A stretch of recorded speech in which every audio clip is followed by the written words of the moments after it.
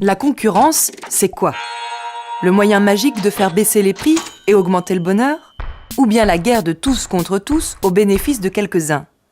Dans 3 minutes, vous saurez tout, ou presque. Prenons comme exemple un marché minuscule. On a des entreprises qui produisent et vendent le même produit, disons des zoupettes, et des clients qui les achètent. Les économistes appellent concurrence parfaite cette situation où toutes les entreprises en compétition sont soumises aux mêmes conditions. D'un côté, il y a les clients, de l'autre, il y a les zoupettes. Les clients observent les prix et choisissent forcément le plus bas. Si bien que celui qui vend plus cher, en fait, ne vend pas du tout. Résultat, chaque entreprise comprime ses coûts et ses marges au maximum. Le prix de la zoupette, déterminé par l'interaction entre de nombreux vendeurs et de nombreux acheteurs, s'établit tout près du minimum possible, compte tenu des coûts de fabrication. Les consommateurs achètent leurs zoupettes au meilleur prix, ils sont heureux. À l'opposé de la concurrence parfaite, il y a le monopole. Il n'existe qu'un seul producteur de zoupettes. Il peut augmenter ses prix autant qu'il veut. Les clients captifs n'ont guère le choix, à moins de se passer complètement de zoupettes. Et ça, c'est dur. Entre la concurrence parfaite et le monopole, il y a l'oligopole. 2 ou 3 vendeurs, par exemple, se partagent le marché. La concurrence joue en théorie, mais en pratique, le risque d'entente sur les prix augmente fortement. Les consommateurs paient leurs zoupettes trop cher. Ils sont malheureux. C'est pour cette raison que dans la plupart des pays, le législateur a interdit monopole et oligopole ou les a encadrés strictement. Dans le monde réel, les exemples de concurrence parfaite sont rares.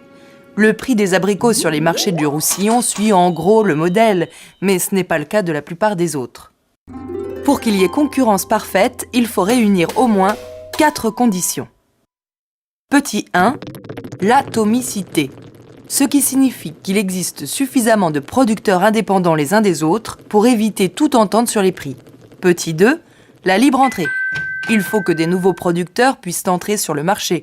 Si c'est impossible ou très compliqué, la concurrence n'est plus parfaite. Petit 3, l'homogénéité du produit. S'il existe plein de modèles ou de qualités différentes, ça ne fonctionne pas. Les zoupettes doivent être exactement les mêmes pour que la concurrence soit parfaite. Sur le marché du vin, par exemple, chaque produit est différent, voire unique, si bien qu'il est difficile de comparer les prix, et qu'un prix élevé peut même devenir un argument commercial. Si c'est cher, ça doit être bon.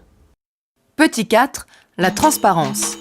Les acheteurs doivent être informés sur les prix et sur la qualité des produits, sinon la concurrence ne marche plus.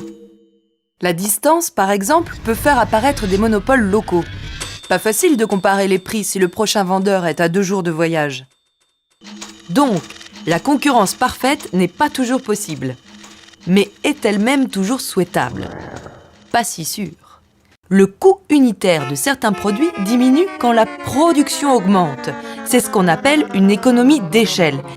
Il est plus facile de rentabiliser une usine qui construit 1000 voitures qu'une autre qui en construit 10.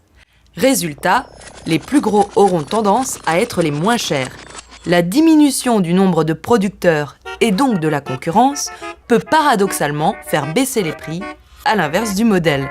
C'est ce qui justifie l'existence de services publics dans certains pays pour exploiter les réseaux d'eau ou d'électricité par exemple. On imagine mal plusieurs entreprises gérant ensemble une ligne à haute tension. Et puis, il existe aussi des produits particuliers parce qu'ils sont nouveaux. C'est le cas d'un médicament, d'un logiciel, mais aussi d'un roman ou d'une chanson. Ces produits particuliers nécessitent un investissement initial important en argent ou en temps. Si tout le monde peut les reproduire et les revendre, alors leur création n'a économiquement plus beaucoup de sens. C'est pour cette raison que le législateur, encore lui, a inventé la propriété intellectuelle.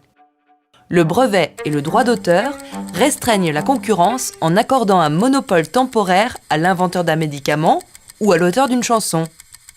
Le consommateur paie plus cher, c'est embêtant. Mais sans brevet ou sans droit d'auteur, le produit n'existerait probablement pas du tout.